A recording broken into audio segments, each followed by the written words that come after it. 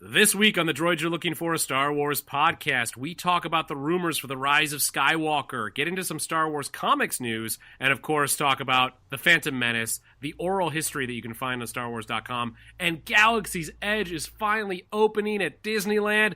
All coming up. We'll also talk about the Jedi Fallen Order on the Droids You're Looking For, a Star Wars podcast.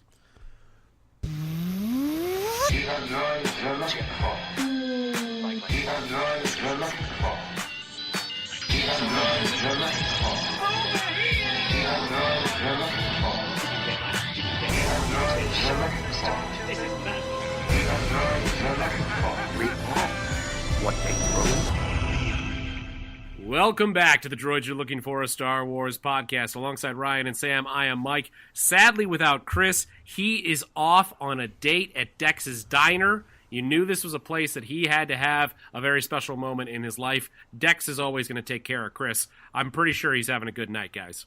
Let's just hope that Dex knows how big Chris's pocketbook is. I was going to say, well, that depends. Oh, boy. It was a race. It was a race to the finish on this one. There's really only one joke to make with Dex, isn't there? Yeah, he's just a good guy. He's trying to run a diner. He's always... I'll tell you what. He needs to hitch up them drawers. Somebody needs to... Chris, I hope Chris brought him a space buckle. A space you belt. think he's selling crack at the... But isn't that what the extra arm is for? I mean, that's why you have an extra arm, to always be pulling up your pants, right? You gotta yank them pants above your hiney. That's what he's doing. It's a food service establishment. I think I'm in the right here. Well, let's hope he only deals with the money with that hand. There you go. Well, we're sad to be missing Chris on this edition of the pod. However, we have a lot to talk about. Certainly, we're coming down a little bit following the Vanity Fair article from last week. However, there's more to get into. And before we do, follow us and rate and review us on iTunes, Twitter DroidsPod, Instagram DroidsPod, Facebook The Droids Podcast, Gmail droidspod@gmail.com. I am coming to you remote in this edition of the podcast, so if my microphone doesn't quite sound up to the usual standard, just letting you know this is a remote broadcast. I couldn't miss a moment, especially without Chris and his nonsense. If I can get a moment away from that and just talk to Sam and Ryan, I'm feeling pretty good, so I'm not going to miss this pod. You're doing it from the field.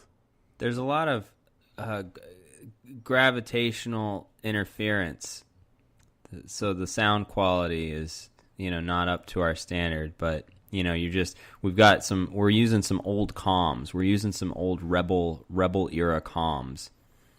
I don't know. You sound great, Mike. Does that sound great? Does that mean that we should be prepared for invasion?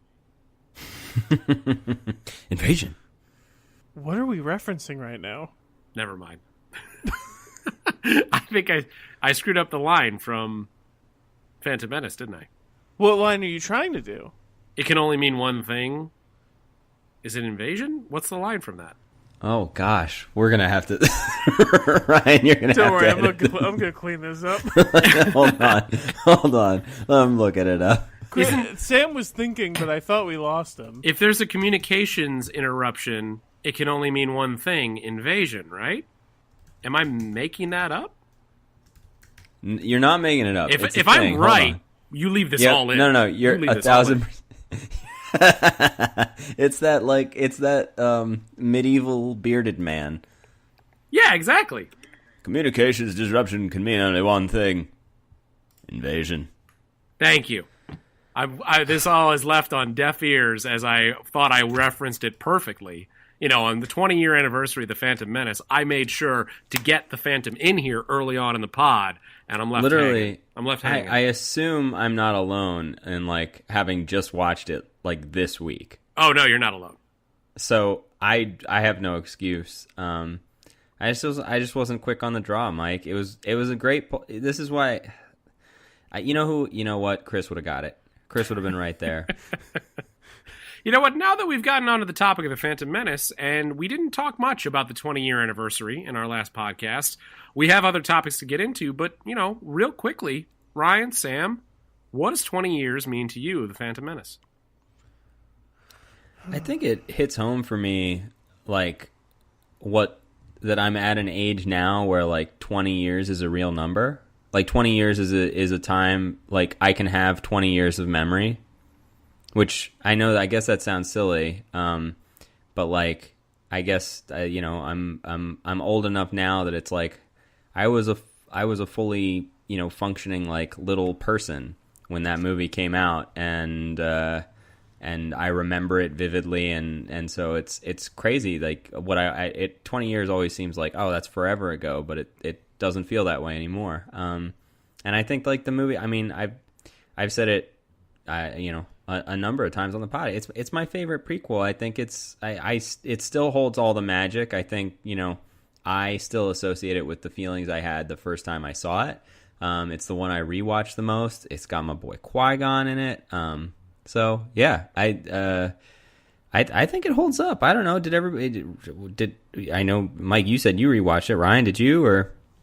Well, I rewatched it recently, and I think it's interesting what you said about kind of realizing that 2 decades ago is a time that you could remember as a fully fledged brain. Of course, the Phantom Menace will always remind me of my first marriage, so it's a little, that's loaded. But I did rewatch it recently with fresh ears, away from the pain of that divorce, and I brought up on the pod, I liked it more than I thought I did. Of course, when I first saw it, I loved it. I was caught up in the rush.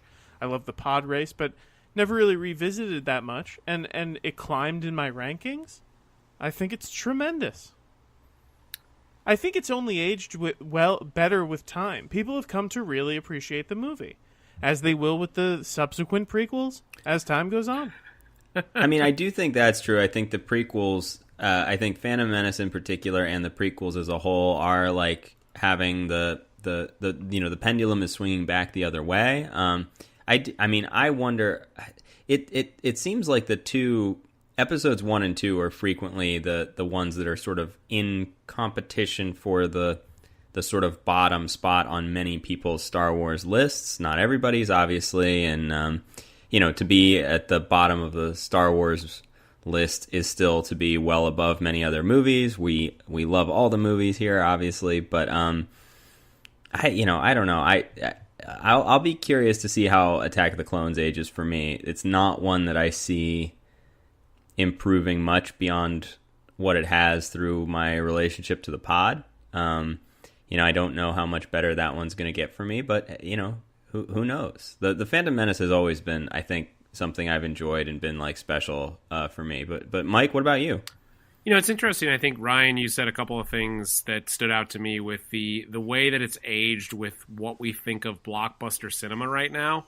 And I think of like a Jurassic World or Jurassic World 2, and I'm like, wow, the Phantom Menace is great. It makes me just reconsider the way I thought of that movie, because there's so much that, even with the issues with dialogue, with the issues of some of the choices of the way, characters that George added and pieces of that film, it still feels more well realized than a lot of blockbuster cinema right now.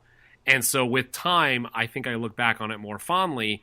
And, I can, this podcast that we've done has made me reconsider the prequels in a big way. So I actively enjoy watching them now, which I didn't probably before we started doing the podcast. And so when TNT did their marathon over Memorial Day weekend of all the movies, with the exception of, I think, The Last Jedi and Solo, I dipped in and out throughout the weekend, watching when I had a chance. And I'm like, oh, great, Revenge of the Sith. I'm excited to watch the final duel, because I'm just going to have fun doing that again, because it's Star Wars. I have moved on from the version of myself who was so against the prequels, because I just bought into the narrative, and now I find the joy in the movies that works for me, and that's enough. And I give that to the pod. And Ryan, I tip my cat to you. You guys can't see this, but I'm sobbing right now. This is beautiful. And I just want to comment, this is a good object lesson for all of our listeners out there who, probably have their own favorites and least favorites of why you must let the past die, kill it if you have to. Let the past part of yourselves that holds anger and hate and fear, You want to overcome that. And you want to find the light side where we can love all of the Star Wars movies for the beautiful, beautiful pieces of art that they are. I also just think like the whole achievement of it is now more impressive to me than I think. I was a little kid when this came out. I was young enough that I was a movie fan as a kid, and I loved like any behind the scenes type stuff I could get, but I had no concept of how films were made. It didn't mean anything to me that George Lucas, was a single man operation like with Lucasfilm. Like it meant nothing to me that this was outside of the studio system.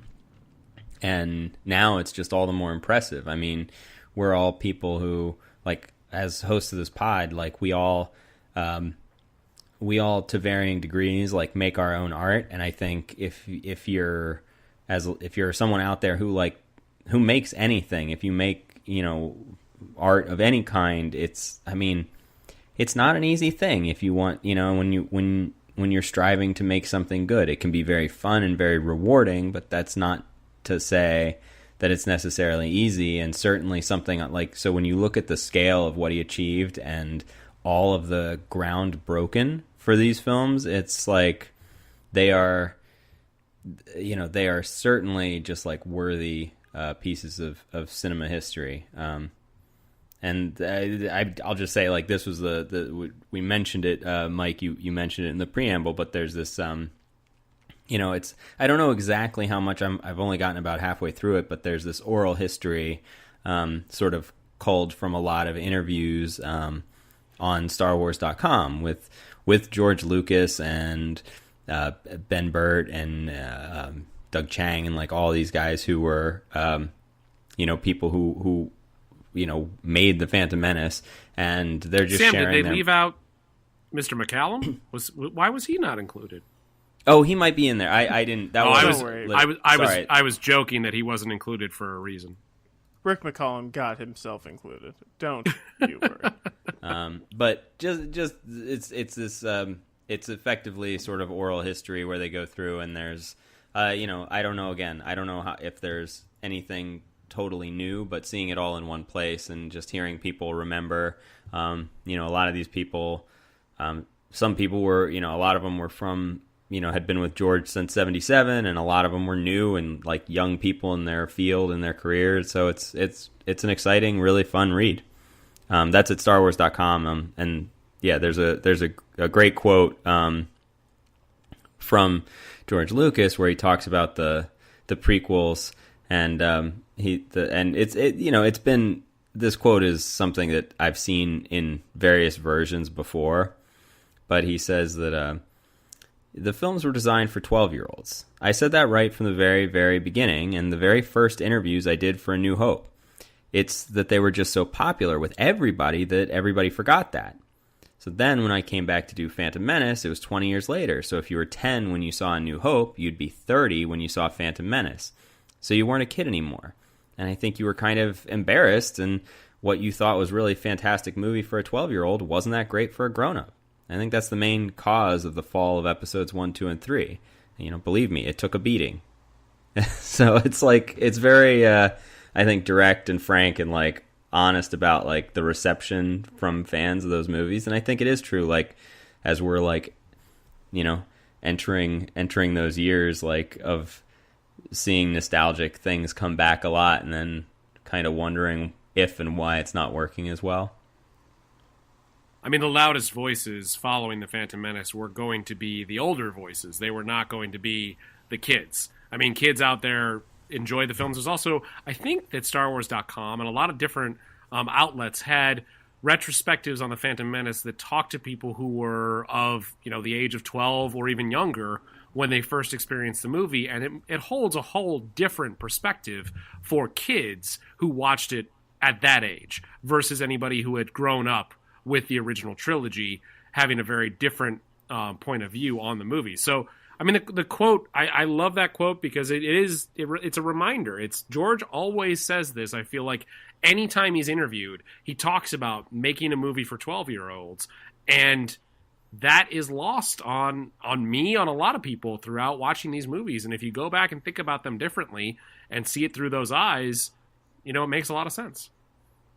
I just specifically like that he's like, I think a lot of those people felt embarrassed, Yeah. and I think that is actually where a lot of the backlash comes from, and like a lot of the anger and a lot of the, George Lucas ruined my childhood, or Rian Johnson, ruined Johnson, destroyed the franchise. I think what it comes from is like this idea of, it's a combined thing of like something not living up to an expectation that you created in your own mind, and then a feeling of embarrassment of how much stock you put into something that is complete fantasy entertainment, and also something that you have no control over. And I think it's like this, that the sort of vitriol that you see come out is like from a place of embarrassment. I've not heard of it or thought of it in those terms before, but I was like, that's to me very astute. That's a very astute reading of like where that comes from in people. Sam, you talked about letting the past die, killing it if you have to, which brings us to Han Solo. Kill him if you have to. So, coming up in Rise of Skywalker, there's rumors about good old Han Solo and some meaning behind what might happen in Episode 9 connected to our favorite scruffy-looking nerf herder.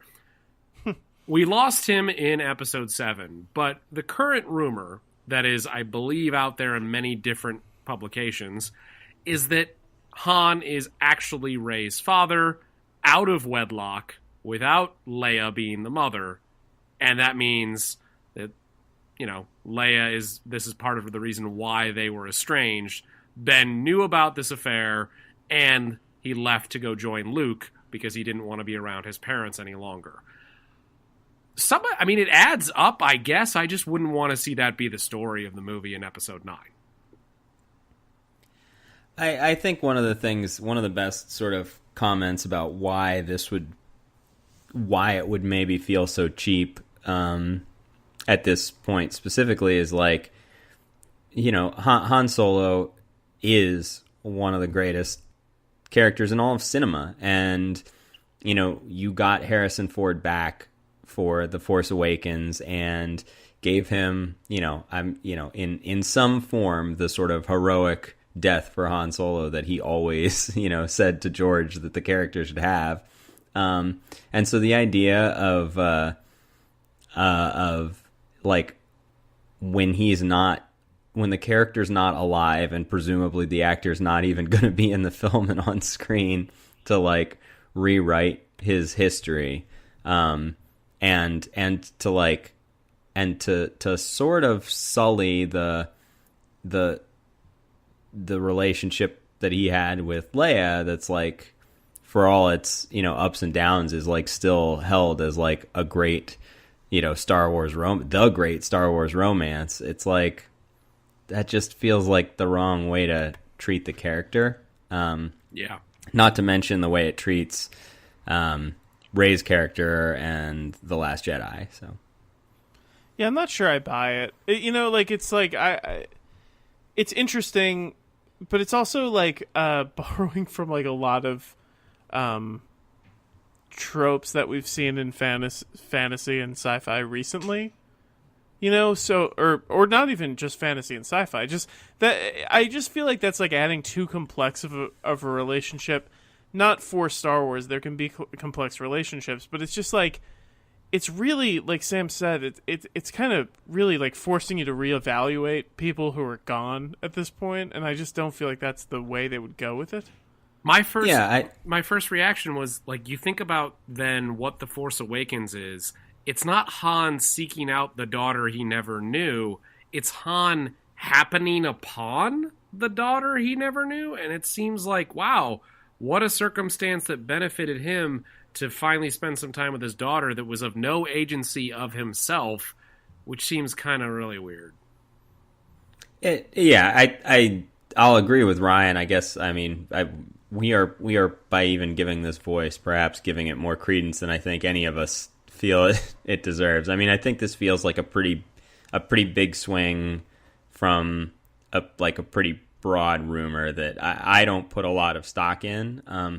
I will say something interesting though, just in as when we were prepping notes for tonight's podcast and like writing about this, I was thinking that actually, there is this chance, and I know that we've on the pod talked about like we have this fear that J.J. Abrams is going to go back on what Rian Johnson did in The Last Jedi. And we, I think, have all said that we really love the idea of Rey being, her parentage not mattering, her being literally a nobody, and rising from nothing to be, the next hero of this story. And I still do think that's the strongest direction. I think that was a really bold and really, really wise choice that Rian Johnson made. But I will say something interesting that's happened for me is like, I think that it's almost like this, what they do with the Rise of Skywalker, like it kind of doesn't matter because like I still have The Last Jedi. So I'm like, I hope they don't change it, but like if they do, if they reveal her parents or one of her parents is someone important and someone we know, and that's like a big deal in the third movie, it's like, well, if I enjoy it, great, then I get that benefit. And if I don't enjoy it, then I'm just gonna like sort of probably watch that one less than the others. Yeah, and also it doesn't take away from the experience that you had of The Last Jedi. Exactly. Like that moment still stays the same, even if canonically it changes. It's like, people like to say so-and-so ruined this, or like you said, so-and-so ruined my childhood. It's like, that's still there. That still happened. Right. You still had that moment. So yeah. It's, I understand it being like things being retconned being upsetting, but it's like, it doesn't take away from the experience of watching The Last Jedi and getting that moment. So in terms of particularly this rumor, the idea, the specific rumor that they'll reveal that Han is actually Rey's father, I'm going to give this a 0 validity on the Sam scale. What do you guys think? I also give it a 0 validity on the Sam scale. I'm glad you're using my scale. I'm glad you came around. Yeah, I can't disagree. It's a 0. It Skepta Sam strikes again. Do we like that? Can we use that? Skepta Sam? Yeah, absolutely. Skepta Sam. It does reinforce what I've thought for a while of at least the conversation we've just had. Last Jedi Episode 8, that was a fine way to end the entire saga. Whatever happens in Episode 9, I can be good with just leaving the hope out there that there is another generation of Force wielders. It's almost a great way for us to cap everything off. Ryan did it in Episode 8, and he didn't. Mm-hmm. We don't even need another story, but I'm excited anyway. You know what I say about Episode 9? Pass the gravy, baby. Because that's what it is. It's all gravy. You playing with house money? Is that what you're saying? Yeah, pass the house money for the gravy, baby. You're buying gravy with house money. It's all house money on the cake. And I love some gravy. Sam, tell us about the Marvel Comics updating of Star Wars and the new issues going out. This is fun, and I am. I don't know, but I think Chris might be. I'm sad he's not here because I think he might be the only one. And forgive me if this is wrong, but I think he might be the only one who has a number of like the original like Marvel Star Wars comic run. So like they start from the late 70s, 80s. Yeah. It started in 77 in conjunction with the movie. It was like a cross promotion, and the first like 6-issue arc was just like A New Hope, and they did an arc I guess in 80 with the Empire Strikes Back, but otherwise it was this like one of the original like expanded universe like storylines where they had Luke, Han, and Leia, and Lando and Chewie on these adventures, but they also had all these other characters. For instance, some of the more popular new characters came from the book's second arc. which ran from, I'm reading now in case you couldn't tell that I suddenly sounded more articulate, which ran from issue 7 to 10, when Han and Chewie wound up helping a band of freedom fighters, including a giant green rabbit called Jackson, and it's spelled Jaxxon, Jaxxon, and his white-haired future partner, Ameza Foxtrain, which I just, like, love those names because they're so, like, someone who's not quite yet gotten Star Wars' attempt at, like, Star Wars nomenclature. Yeah, it's a little like someone just came from adult films and started naming Star Wars characters. Ameza Foxtrain. But what's really cool is, so this series ran up until 1986. Its final issue was issue number 107, and like as of this recording, I believe it's literally this week. So that's the last week in May 2019. They are in conjunction with Marvel Comics' 80th anniversary as a publisher. They're like releasing the series again, starting with issue 108 and continuing where it left off.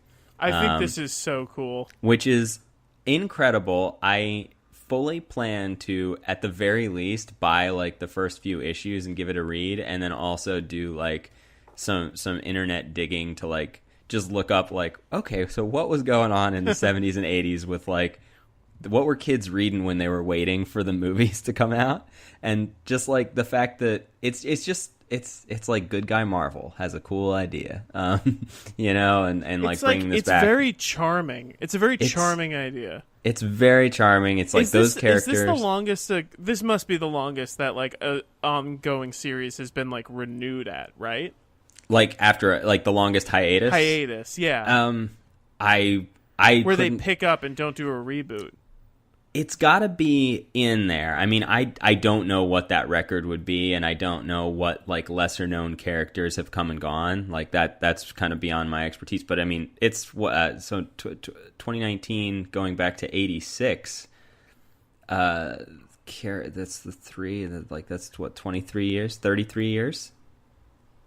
Man, that's crazy. I think it's that's 33 so cool. years. Like it's very cool. So also that they're doing like basically like otherworld stories, since this isn't like canon anymore. Right. It's I believe it's what they're calling the Legends storyline, you know, stories that they have. And so I guess like that's just some fun like other content for people to read, and I'd say like just because it's, I mean, obviously it's, you know, Marvel is part of Disney and it's all like going to the same bank, but I would say that like for specifically in the comics world, it is actually that the way they make all their decisions are truly based just on monthly sales, and especially like hard copy sales. So I would say that if this sounds as fun to like anybody out there as it does to us, I would say like for at least like give it a shot and like go to a comic store, a local comic store, buy a copy of it, and if you like it,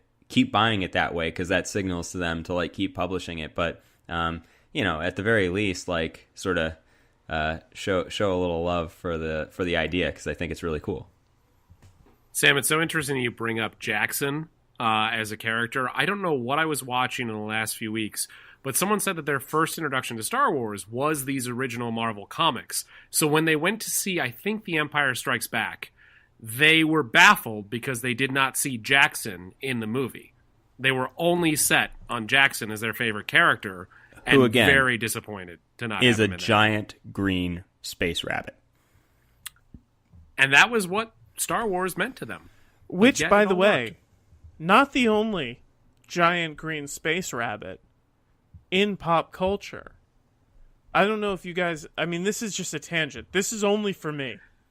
This isn't planned, audience. But I don't know if anybody remembers a cartoon from the 90s called Bucky O'Hare.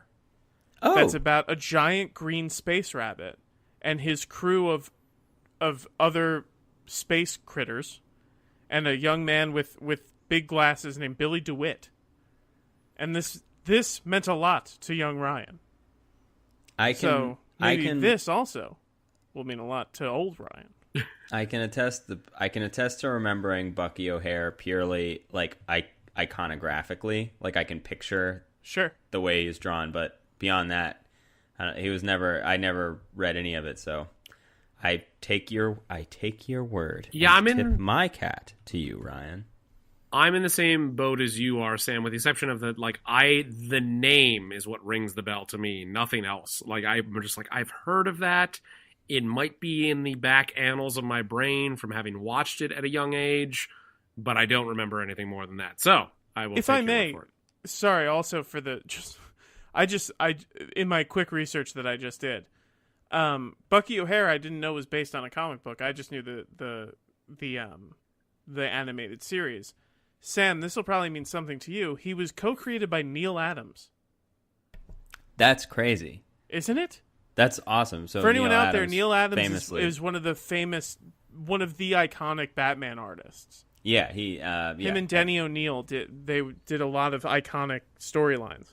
And when you look at the comic imagery, not the cartoon show imagery, but like you can totally see if you compare it to some of the the mid to late 70s Batman arcs, like you'll recognize some of the artwork. So he must have art directed this character, which I'm just looking. One of Bucky's comrades in arms is a duck, who is a four-armed duck, and I'm just gonna note for you guys, he's got a belt on.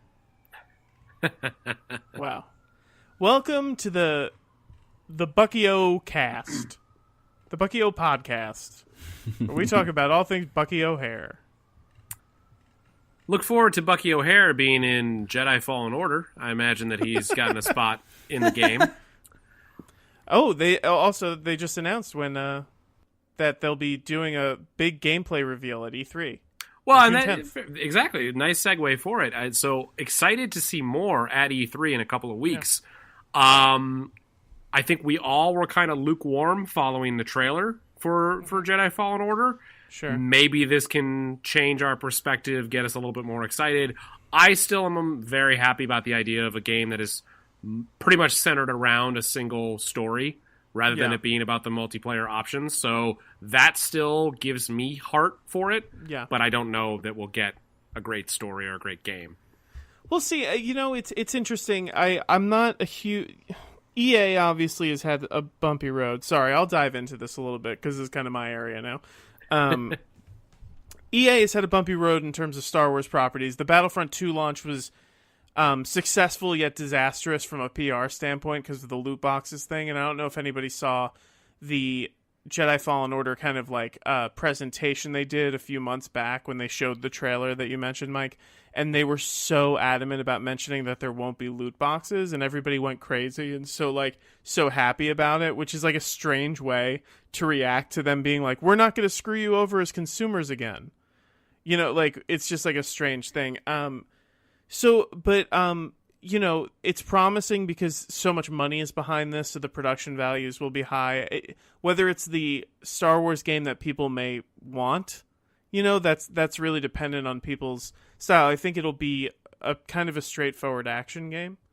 I would hope for a little bit more of an RPG, just because I feel like it lends itself so much. And I don't even mean that in like the Knights of the Old Republic, like turn-based way. I just mean literally in terms of character building and stuff like that. Is anyone still listening? And so we'll see. I'm excited to see what the gameplay looks like. I think that, to me, what I'm expecting is like kind of like a Force Unleashed kind of thing, which isn't terrible, but I would love to see more of an expansive Star Wars game than that. But we'll see on June 10th. I believe it's June 10th. I thought it was June 8th. It's June 8th. It's early that June. Check E3, it. It's E3. It's kicking off the EA demo. I guess EA doesn't actually have a full panel. They're unveiling games throughout at various panels, but they do have a specific Fallen Order panel. Sam, it's June 8th. It's June 8th. You're right. Cool. I just I watched the reveal at Celebration, the sort of demo they had, and I was just like, I guess I found it very sort of troubling to me how little I felt they showed. I mean, there was no gameplay. And there was sort of very little. They seemed to be really pushing the idea of it being a story trailer, and I didn't feel like I had a clear sense of the story, and they were keeping so much under wraps. It didn't hit me yet. But I'm definitely, I mean, Mike, I'll join you in optimism, because if it is fun to play and a decent storyline, then I mean, what could be better than a fun Star Wars game? Is it still slated for a November release? Is that? I believe so. So, I mean, I think we're going to see our very first gameplay 5 months out of the game, which is like release, which I think is odd. Yeah, I'd be extremely surprised if they actually get this out by November. Well, we will see. So if you have one of those celebration posters, it might be valuable someday. when they change it to Sith Fallen Order.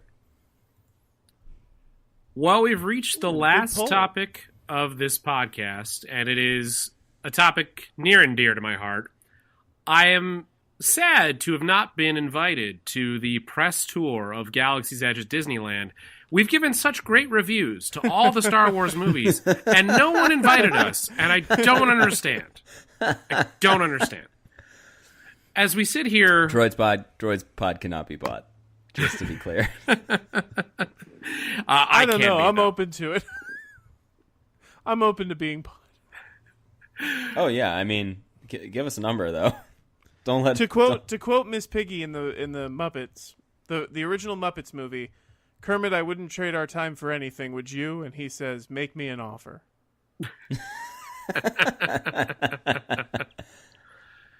Well, it is Wednesday as we record this podcast, 2 days away from the grand opening of Star Wars Galaxy's Edge at Disneyland in California. It is opening with a bit of a truncated version. I think the only thing you're not getting is the Rise of the Resistance ride. But there have been cast and crew members of Disney from not just the park, but from throughout all of Disney as the corporation, speaking of our favorite Rian Johnson, who have gotten to visit Galaxy's Edge in the last week. And a lot of it is still embargoed. There are no reviews out there. I believe some of the videos that have been posted about going and visiting the land have immediately been taken down because that is not available yet for public consumption. But so far, there have been bits and pieces that have come out that are very intriguing. One thing that I like that is not even based in a Disney effort is that there are people who've visited already and fans getting ready to visit Galaxy's Edge who are turning their phones with cases to look like data pads from the Star Wars universe because they want to experience the park with the Disney Play app that has all of its UI designed like it's a data pad to have it all be seamless by having their own phone look like a data pad. And that to me is one of the most amazing things about Star Wars fans is that they would take the time to do that and increase and really expand on the immersiveness of their experience in the park. I think it's so cool. I'd love to make one myself, but I'm not probably talented enough to do that. Mike, I'll tell you what, that reminds me of, it's a perfect segue into my usual segment that I'm naming on the fly, Sammy's 007 corner. Oh, no. Because when they first started releasing the non-Apple smartwatches a few years ago, one of the first things that people custom programmed was the GoldenEye video game pause screen watch face, so that when you would check your smartwatch, I've seen a lot of people in the Bond fan community who have I don't know, I think it's there's a Samsung or a Google Watch version that's a round watch face that when you look at it, it's got the green background watch face with then the orange health bar on the left and the blue armor bar on the right. And I think that's pretty cool. But I think it's super cool that I even think just the design of the app being a lateral design and locking the screen that way just to sort of subtly reinforce the sort of style of the films is great. They're doing so many cool things, and there are more cool things that will come out in the upcoming weeks as people start to visit Galaxy's Edge. You can find out more. There's going to be obviously a lot of coverage this week, but I'm very intrigued by people have gotten their custom-made lightsabers from Savi's Workshop, I believe is what it's called. They're $199 a pop, so not cheap, but you get your own custom lightsaber with your own kyber crystal that then you can take that kyber crystal and put it into a Sith or a Jedi holocron, which will then tell you what character in Star Wars you are most like based on the crystal that you got with your lightsaber. And the fact that you can buy something that does that for you in terms of that's not like why you buy the holocron. You buy it for, you're like, oh, it's just kind of cool. I want a Sith holocron because I love Rebels and I love the Clone Wars and I love the way they've done that whole story. But that you could take something from another part of your experience at the park and then add it to something else that gives you another additional experience is, to me, just brilliant. I love that. That's what I want in any experience that I have. So I'm very, very excited to find all the secrets of Galaxy's Edge. I don't know why I'm not on a plane to California right now, but I will be making my way to Orlando when it opens, and we'll eat up every bit of this because I'm so excited. We're pulling for you, Mike. We hope you don't get caught hopping the fence. I think, I'm going to get 5 of those lightsabers. I'm going to get 5 of them. I'm going to have 5 different characters that represent me. I'm going to get a different kyber crystal every time. That's not true. I'm not going to do that. That would be so cost prohibitive, but it is so cool. And it's like, it is very expensive. It's definitely, it's not nothing, particularly when you start thinking of like families going down there and parents with, multiple kids. And obviously like everyone's going to want one of these really, really special personalized artifacts. And so it's I do think it's a really high price point, but I hope that is a signal of a really high quality piece of like memorabilia. Because I actually think from what you'd see, if you're like us and you're in the like really, the nerd trenches of like, collecting things and looking at memorabilia, that is not a crazy price point for that type of item. So I don't know. I'm somewhere in the middle on it. And I'm super excited to go get one. I'll just have to budget for it, Sam, if you would like to hear a crazy price point, let me tell you about the most expensive thing you can buy at Galaxy's Edge. Hit me with it. I'll take one of them. No, you don't even need to tell me. I'll take one. Sign me up. I don't think you will, Sam. Nope, I'm guaranteed. Here, I've signed my name. Look, I've just sent you an e-signature guaranteeing, that I will. That so Ryan, you're going to hold him to this. I'm going to hold him to it. He has to buy it no matter what. I've set up a credits transfer. As soon as this, so tell me what it is. What could it possibly be? Probably like $250, $300. I'll take one. So apparently they're catering to the uber rich with this one item that they're selling. It is a 1-to-1 remote control, full scale R2-D2, movie authentic, at a price point that shocks me because I think it has that Disney tax.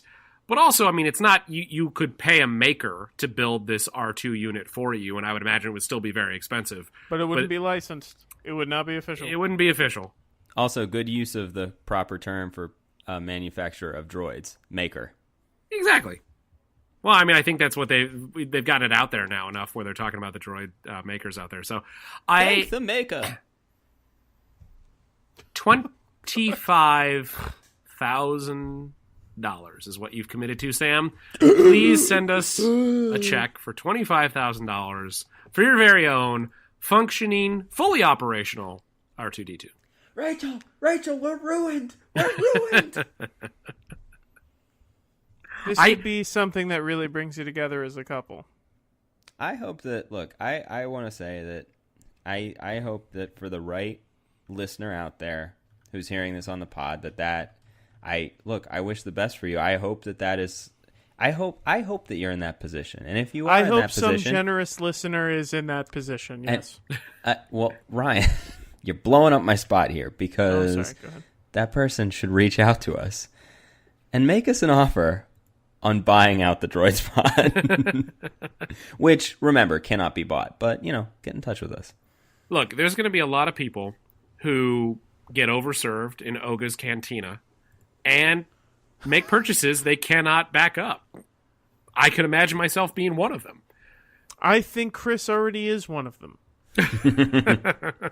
I do think we should make sure that Chris checks in with us before we all go to Galaxy's Edge, and I make sure to contact his credit agency to make sure that his limit is below $25,000 between any cards he has on him. Well, that is the news for now for Galaxy's Edge. I'm excited for anyone who is about to embark on their first visit. If you are, email us at droidspot@gmail.com. We as a Droids group will eventually visit, but it is going to be a remarkable moment. It is going to result in many emotions. Many tears will be shed for those who enter into Galaxy's Edge. And I imagine it will come from us when we eventually do, but I'm excited for all the people who are about to overwhelm Disneyland in the next few weeks. The reservation Initially, service our is gonna tears be crazy. will be from not being there. But then one day, it'll be from being there. I'm going to spend so much money on all this stuff. Not R2 unit 25K withstanding. I will buy definitely one custom lightsaber for myself, and I will definitely buy Luke Skywalker / Rey's lightsaber because they sell that as well at, I think, $150. So I'm coming away with at least 2 lightsabers. And you were joking, Sam, about 5, but I'm definitely buying 2, possibly 3, because I'm going to want an Obi-Wan lightsaber, let's be honest. Mike, it's hysterical because you said, I'm definitely going to buy one for myself. And then the follow-up implied that you were... what I thought it was going to be is that you were going to buy one for your son to have one day. But it was that you were going to buy one for yourself and then also another one for yourself. For yourself. I don't know what you're talking about, Ryan. I mean... And then I thought you were like, and then maybe even another one because my son will want one day. No, still not. It's still now just you. We're just up to 3 for Mike. I had the same reaction. He's not old enough yet that I think of buying him real toys. He's a baby, so it hasn't entered into the brain like yet. An heirloom kind of thing. Oh yeah, that's a good point. I should think about that. Well, there you go. So it's 4 now. So you're just one away from Sam's bold claim of 5. Man, thank God we're here, or else the little guy wouldn't be getting anything. I'll put that in the note when he gets his first lightsaber. It's from your droid uncles, Sam and Ryan. That is going to do it for this edition of the Droids You're Looking For, a Star Wars podcast. We'll look forward to having Chris back next week as we hear more about his experience on a dining feast from good old Dex and whatever else Dex might pull out of his pocket for dinner.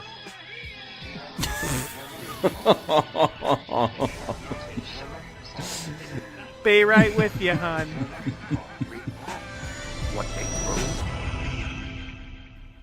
Well, Does he serve food from his pocket? He grabs it from his pocket. That is canon. Oh, gross. I hate that movie. Just kidding. I love all the Star Wars movies. You boys want to go to Galaxy's Edge? Have some food from my pocket. Bork.